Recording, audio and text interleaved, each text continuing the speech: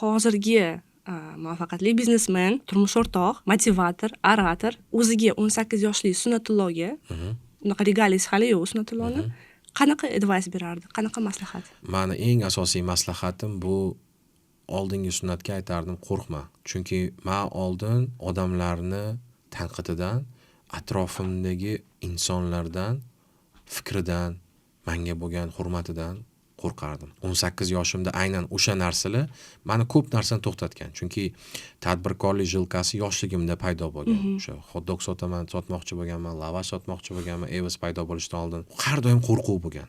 Odamlarning fikri to'xtatardi sizni. Qarindoshlar, odamlar nima deydi, qanaqa derkan, qilaverganmanmi, yo sen eplolmaysan deb doim qo'rquv bo'lardi fail bo'lishdan. Hozirgi sunnat esa hech narsadan qo'rqmaydi. O'xshamasa qilaveradi. Men o'ylayman, o'sha 18 yoshli sunnatga aytardimki, qo'rqma. Faqat bos, davom ettir.